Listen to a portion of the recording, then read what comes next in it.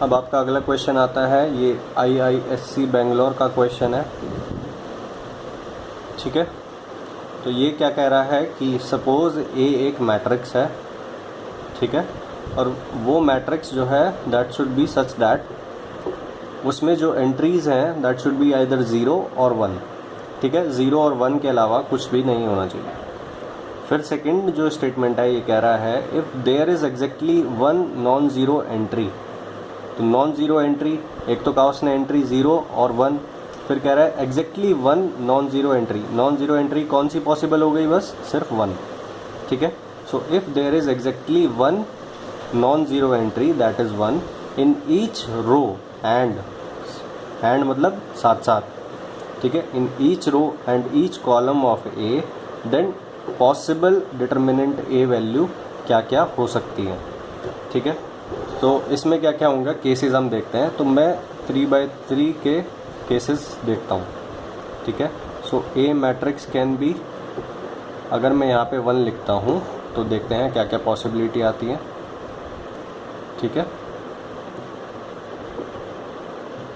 तो अगर मैंने यहाँ पे 1 लिख दिया तो यहाँ मुझे 0 लिखना पड़ेगा, यहाँ 0 लिखना पड़ेगा, और यहाँ भी 0, यहाँ भी 0, because entry either 0 and 1, exactly one non zero entry in each row and each column. तो ईच रो में अगर मैंने यहाँ 1 लिख दिया तो इस रो में मेरे को यहाँ पे 0 लिखना पड़ेगा, यहाँ पे 0 लिखना पड़ेगा। Exactly one non zero entry in each column, यानी कि अगर मैंने यहाँ पे 1 लिख दिया तो इस कॉलम में मेरे को अदर एंट्रीज़ क्या लिखनी पड़ेंगी? 0 लिखनी पड़ेंगी, ठीक है। नाउ अब मुझे सेकंड रो की तरफ बढ़ना है, ठीक है। तो सेकंड रो में या तो यहाँ पे भी मैं सेम चीज़ कर देता हूँ। तो सेकंड रो में या तो मैं यहाँ पे 1 लिख सकता हूँ या फिर मैं यहाँ पे 1 लिख सकता हूँ, ठीक है। अब उसके बाद अगर मैंने यहाँ पे 1 लिख दिया तो यहाँ मुझे 0 लिखना पड़ेगा, यहाँ 0 लिखना पड़ेगा, और अगर मैंने यहाँ 1 लिख दिया तो मुझे यहाँ पे 0 लिखना पड़ेगा, और यहाँ पे भी 0 लिखना पड़ेगा, ठीक है। नाउ अब उसके बाद यहाँ पे क्या आएगा? फिर 1 आएगा, और यहाँ पे क्या आएगा? 1 आएगा, ओके। सो ये तो क्या हुआ, अगर मैंने 1 को यहाँ पे लिखा हुआ है, देन द पॉसिबिलिटीज़। फिर उसके बाद और केसेस देखते हैं। और केसेस क्या होंगे कि अगर मैं यहाँ पे 0 लेता हूँ और मैं 1 को यहाँ ना लेके, फर्स्ट पोजीशन पे ना लेके, मैं 1 को फर्स्ट रो में यहाँ पे लेता हूँ। तो अगर मैंने 1 को यहाँ पे लिख दिया तो यहाँ मेरे को 0, यहाँ 0 लेना पड़ेगा, और यहाँ भी 0, यहाँ भी 0 लेना पड़ेगा, ठीक है। उसके बाद सेम केस में यहाँ पे लेता हूँ 0 1 0 एंड 0 0। अब सेकंड रो में या तो मैं 1 यहाँ पे लिख सकता हूँ या मैं 1 यहाँ पे लिख सकता हूँ, ठीक है।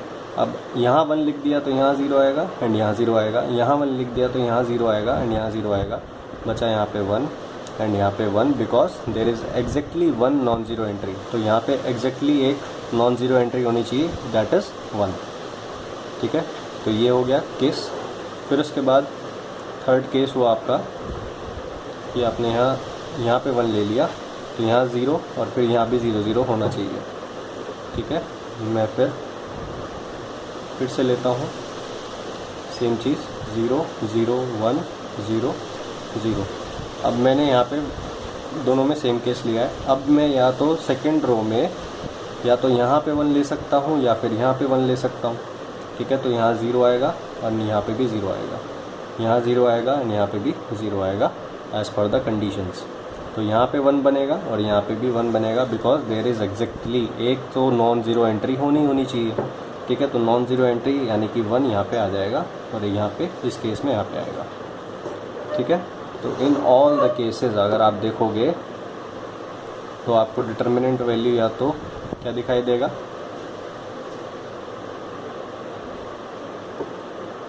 इस केस में डिटर्मिनेंट वैल्यू +1 आएगा एंड इस केस में डिटर्मिनेंट वैल्यू -1 आएगा, ठीक है। एंड किसी भी केस में डिटर्मिनेंट वैल्यू 0 नहीं आएगा, ठीक है। So determinant value is either +1 और -1, ठीक है। सो आंसर इज दिस, ठीक है। सो डिटर्मिनेंट वैल्यू प्लस या -1 हो सकती है, तो ये आंसर होगा। यहाँ पे सिर्फ -1 है, इसलिए ये ऑप्शन नहीं आएगा। ठीक है, ये ऑप्शन भी नहीं आएगा, ये ऑप्शन भी नहीं आएगा, बिकॉज डिटर्मिनेंट वैल्यू 0 नहीं होगी। ठीक है,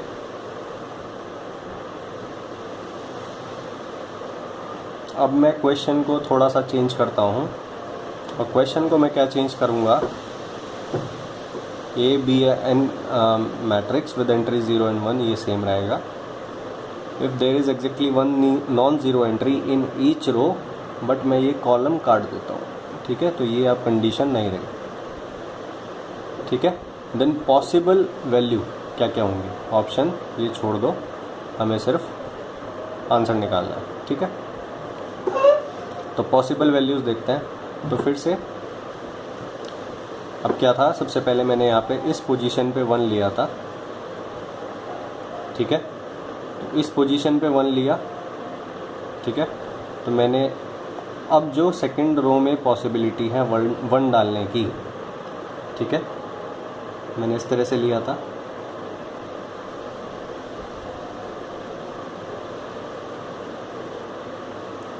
कि अगर मैं इस तरह से करता हूँ कि यहाँ 1,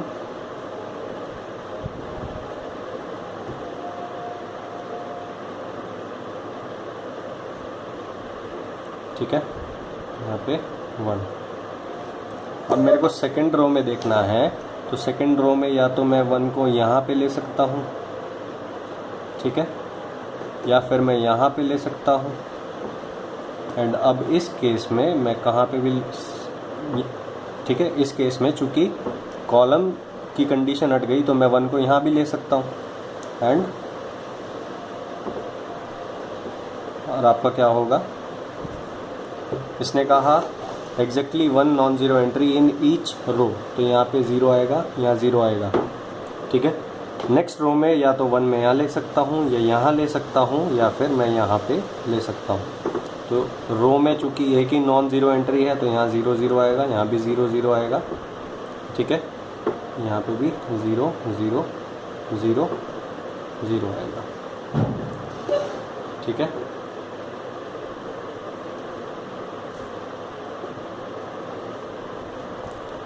नाउ अब उसके बाद अगर मैंने 1 यहाँ पे लिया, तो थर्ड रो में मैं 1 को यहाँ भी ले सकता हूँ, मैं 1 को यहाँ भी ले सकता हूँ, एंड मैं 1 को यहाँ भी ले सकता हूँ, बिकॉज सिर्फ रो के ऊपर कंडीशन है।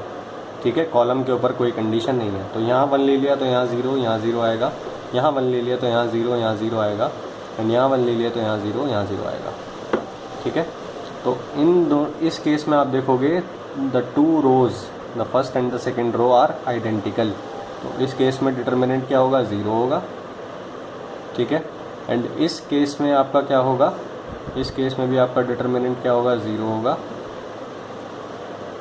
और भी पॉसिबल केसेस बन जाएंगे। ठीक है, बट सिर्फ मेरे को क्या देखना है कि पॉसिबल डिटर्मिनेंट वैल्यूज़ क्या क्या होंगी। ठीक है, तो जो पिछले क्वेश्चन में हमने 6 केसेस देखे थे, 1 2 3 4 5 6, वो सारे अब भी पॉसिबल हैं। ठीक है, वो सारे अब भी इस केस में भी आएंगे, बट साथ साथ और भी केसेस आ जाएंगे, बिकॉज एक कंडीशन नेगलेक्ट हो गई। एक कंडीशन नेगलेक्ट होने से लिमिटेशन कम हो गई, लिमिटेशन कम हो गई तो केसेस ज़्यादा बनेंगे। तो केसेस ज़्यादा बनेंगे तो बेसिकली क्या हुआ कि जो डिटर्मिनेंट वैल्यूज़ पॉसिबल हैं वो भी एक और, पिछले केस में क्या था, +-1 आया था। ठीक है, exactly 1 non zero entry in each row as well as column. But column पे से कंडीशन हट गई तो आपने देखा कि डिटर्मिनेंट वैल्यू 0 भी पॉसिबल है। So the possible values are 0 and +-1। बहुत सारे केसेस हैं, मैं इतने सारे नहीं बना के दिखा सकता। ठीक है, बहुत सारे केसेस पॉसिबल हैं। अब इस केस में क्या है कि जैसे मैंने आपको बताया डिटर्मिनेंट वैल्यू क्या क्या पॉसिबल है। एक तो सीधा इस तरह से देख लो, 1 1 1 0 0 0 0 0 0, ये भी इस कंडीशन को मैच करेगा। ठीक है, फिर उसके बाद इसकी डिटर्मिनेंट वैल्यू क्या होगी, +1।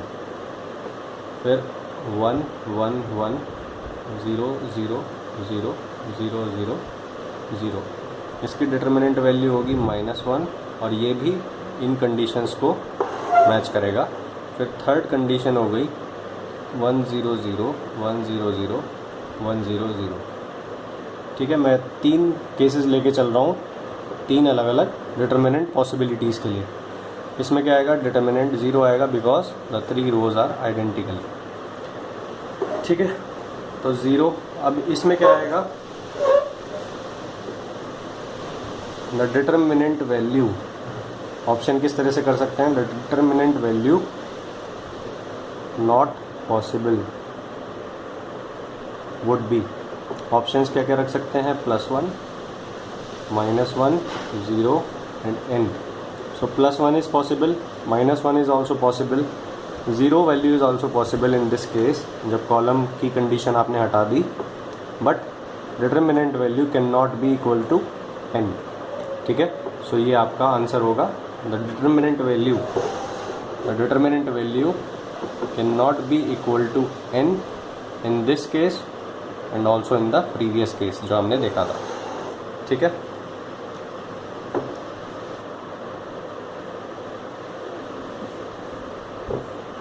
अब उसके बाद मैं क्वेश्चन को फिर से चेंज करता हूँ, तो 3 प्रॉब्लम्स हमारी हो गई। अब मैं प्रॉब्लम को 4 करता हूँ।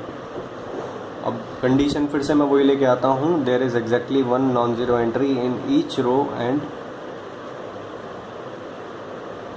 Each column of A, but now क्या है, the number of possible A matrix, कितनी पॉसिबिलिटीज़ हैं, कितने डिफरेंट ए मैट्रिक्स मिल सकते हैं आपको विच सेटिस्फाई दीज कंडीशंस। ठीक है, तो सॉल्यूशन क्या होगा, ये प्रोबेबिलिटी का क्वेश्चन बन गया एक तरह से। सो मैं एक कंडीशन रख देता हूँ that the A matrix be 5x5। ये क्वेश्चन में कंडीशन रख रहा हूँ मैं, ये अपने तरफ से नहीं ले रहा हूँ। So let A be a 5x5 matrix, 0 और 1 एंट्री हो सकती है, एग्जैक्टली 1 नॉन ज़ीरो एंट्री यानी कि 1 in each row and each column, the number of possible A matrix कितने होंगे।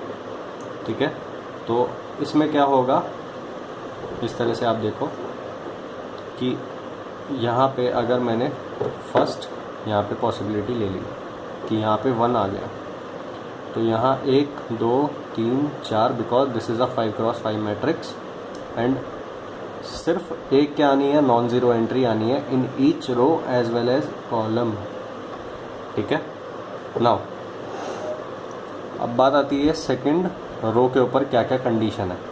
ठीक है, सेकंड रो में या तो 1 यहाँ पे आ सकता है, या यहाँ पे आ सकता है, या यहाँ पे आ सकता है, या यहाँ पे आ सकता है। सो 2 3 4। ठीक है, तो 4 पॉसिबिलिटी हो गई। एक तो हो गया कि 1 यहाँ पे आ गया, ठीक है, 0 1 0 0 0, फिर या फिर 1 कहाँ पे आ गया, थर्ड पोजीशन पे आ गया, 0 0 1 0 0, फिर थर्ड हो गई आपकी 0 0 0 1 0 एंड ये आपकी हो गई 0 0 0 0 1। ठीक है, तो ये आपकी पॉसिबिलिटीज़ हो गई। फिर उसके बाद अब मैं थर्ड पॉसिबिलिटी की तरफ जाता हूँ। ठीक है, तो अब थर्ड में क्या है कि यहाँ पे तो 1 0 0 0 0 ये हर एक केस में रहेगा। ठीक है, नाउ उसके बाद अब जो है यहाँ पे 1 आ गया तो यहाँ 0 0 रहेगा ही रहेगा। ठीक है, यहाँ 1 है 0 0 0, ये सब सेम रहेगा, ये सब दो ये row, first row and first column same रहेगा, क्योंकि मैं कौन सा केस लेके चल रहा हूँ, ये केस लेके चल रहा हूँ ना। इस कंडीशन में पॉसिबिलिटीज़ क्या क्या है। नाउ अब मैं इस कंडीशन में थर्ड रो पे पॉसिबिलिटीज़ को डालूँगा, तो 1 2 3 पॉसिबिलिटी हो गई। ठीक है, तो 3 पॉसिबिलिटी हो गई इस केस में। ऐसे क्या हुआ कि यहाँ पे 1 आ गया तो यहाँ 0 0 0 होगा, तो यहाँ क्या पॉसिबिलिटी हुई, यहाँ पे एंड यहाँ पे, तो ऐसे यहाँ पे 3 पॉसिबिलिटीज़ होंगी। ऐसे यहाँ 0 0 होगा। ठीक है, 0 0 0, यहाँ पे क्या क्या पॉसिबिलिटीज़ होंगी, या तो 1 यहाँ पे हो सकता है, या यहाँ पे हो सकता है, या यहाँ पे हो सकता है। सो ऐसे यहाँ पे 3 पॉसिबिलिटीज़ होंगी, एंड सेम यहाँ पे 3 पॉसिबिलिटीज़ होंगी। ऐसे ही फिर मैं 4th की तरफ जाऊँगा तो फिर मेरे को 2 पॉसिबिलिटीज़ दिखाई देंगी हर केस में, ठीक है। तो बेसिकली मैं आपको क्या बताना चाह रहा हूँ दैट कि अगर मैंने 1 को यहाँ पे फिक्स कर दिया, देन 3rd रो में आपको 4 केस मिल सकते हैं। 1 यहाँ पे हो सकता है, यहाँ पे, यहाँ पे, यहाँ पे। फिर यहाँ पे 3 पॉसिबिलिटीज़ आएंगी, फिर अगली रो पे 2 पॉसिबिलिटीज़, एंड यहाँ पे 1 बचे, 1 पॉसिबिलिटी है, ठीक है। सो ये तो अगर 1 यहाँ पे है, बट फर्स्ट रो पे तो मैंने कोई पॉसिबिलिटी नहीं ली, ठीक है।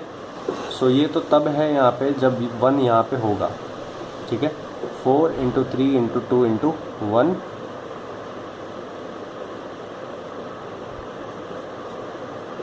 4 × 2 × 3 × 1 मैट्रिसेस विद दिस कंडीशन कि यहाँ पे 1 हो, ठीक है। बट 5 पॉसिबिलिटी ऐसी भी तो होंगी जो फर्स्ट रो पे होगी, ठीक है।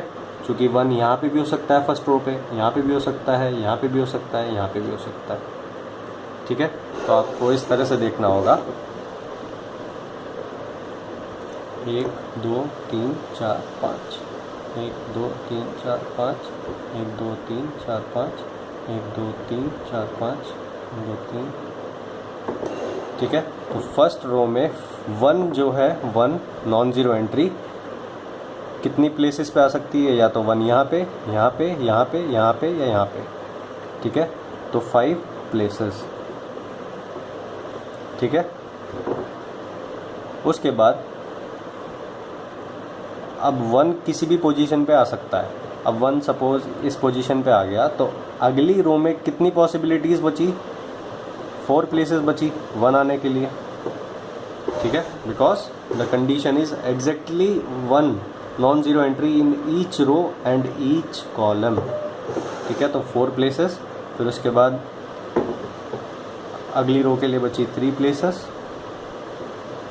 2 प्लेसेस नेक्स्ट रो के लिए, ऐसी 1 प्लेस बची। तो ये कितनी पॉसिबिलिटीज़ होगी मैट्रिसेस की, 5 × 3 × 4 × 3 × 2 × 1, दैट इज़ 5 फैक्टोरियल। तो 5 × 5 है तो 5 फैक्टोरियल, n × n मैट्रिक्स है तो n फैक्टोरियल, ठीक है। तो ये आपका आंसर होगा इस केस में। नाउ फिर से मैं क्वेश्चन को चेंज करता हूँ। अब मैं क्वेश्चन को क्या कर देता हूँ, प्रॉब्लम नंबर आपकी 5 हो गई, but the column condition is now neglected. तो कॉलम के ऊपर कोई कंडीशन नहीं है, सिर्फ जो है नॉन ज़ीरो एंट्री, एक रो में नॉन ज़ीरो एंट्री होनी चाहिए एक, ठीक है। सो नाउ अब फिर से क्या होगा, 1 किसी भी प्लेस पे आ सकता है, 1 2 3 4 5, तो 5 places for placing 1 in the first row, ठीक है। बट कॉलम के ऊपर कोई कंडीशन नहीं है, तो अगर 1 मैं यहाँ पे डालता हूँ तो 1 यहाँ भी आ सकता है बिल्कुल नीचे, ठीक है। तो 5 again places for the second row and 5 again for the third row, because column के ऊपर से कंडीशन हट गई।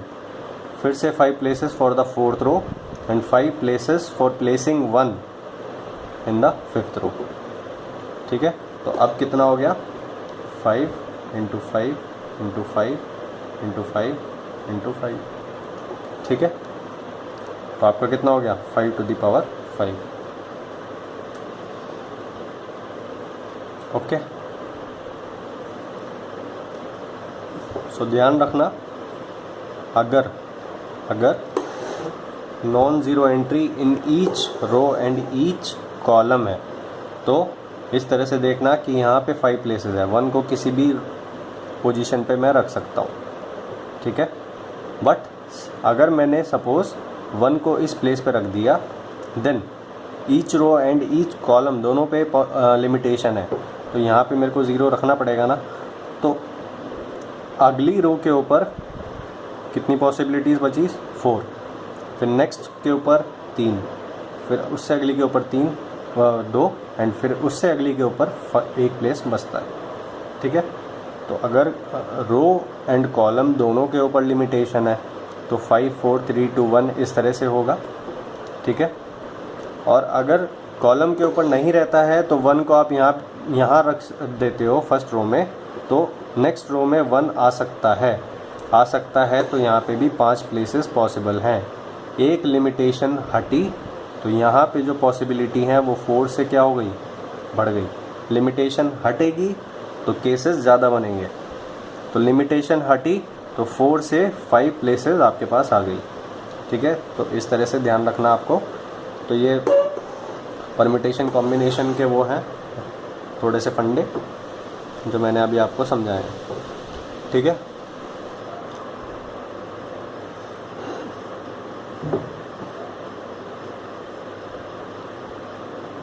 अब मैं एक फिर से प्रॉब्लम लेता हूँ, ये आपको करना है, बट इसमें क्या है, जो मैं प्रॉब्लम ऑलरेडी ये करवा चुका हूँ, बट जो अभी लैंग्वेज फॉर्म में लिखा था वो अब नोटेशंस की फॉर्म में लिखा हुआ है। तो इसमें क्या है, let us be a set, ठीक है। सॉल्व आपको करना है, मैं करवा चुका हूँ। तो एस इज़ अ सेट, तो इस सेट में जो एलिमेंट्स हैं वो क्या हैं, मैट्रिसेस, ठीक है।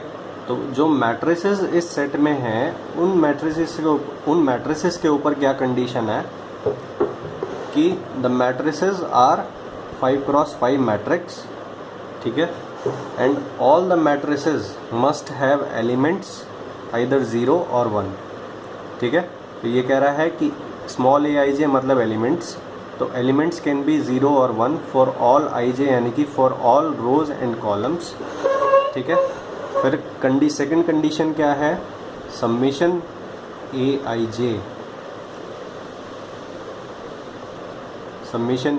जे is equals to 1 for all j, ठीक है।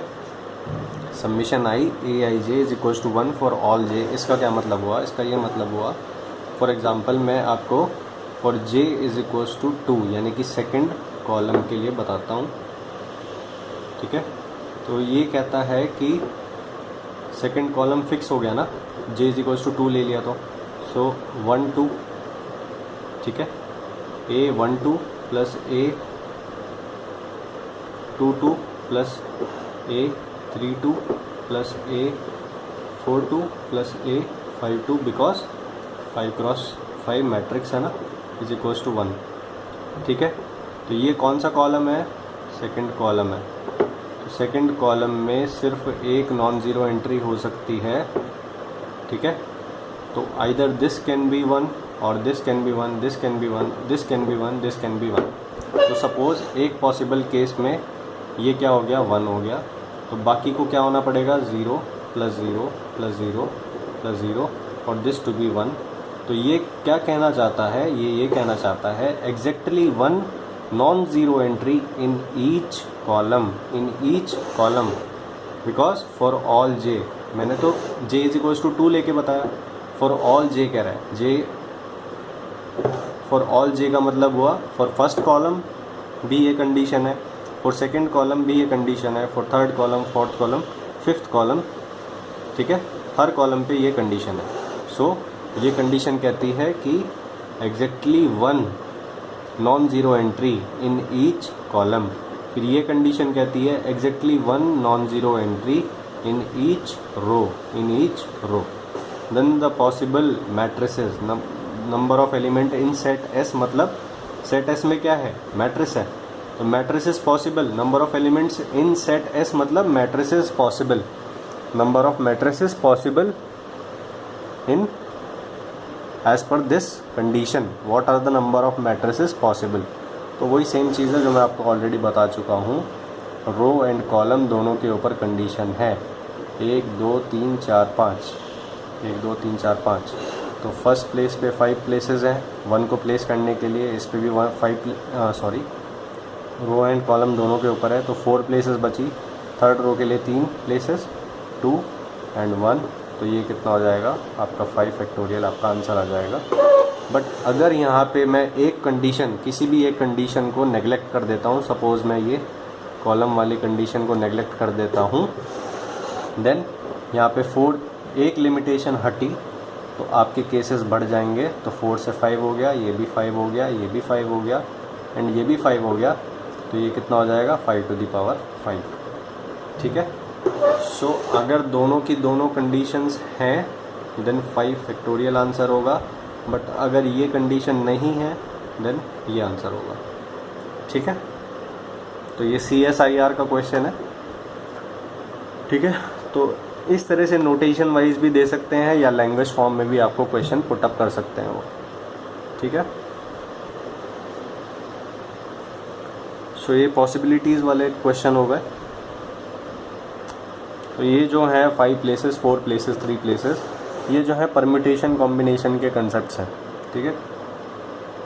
तो ये आपको उसके लिए परम्यूटेशन कॉम्बिनेशन पढ़ना पड़ेगा अगर आपको कोई डिफ़िकल्टी मेरी बात समझने में आ रही है तो। ठीक है। अदरवाइज़ मैं जितना अभी परम्यूटेशन कॉम्बिनेशन नहीं बता सकता, इतना मेरे पास टाइम नहीं है। ठीक है। तो ये चीज़ हो गई। अब उसके बाद नेक्स्ट क्वेश्चन नेक्स्ट लेक्चर से करेंगे।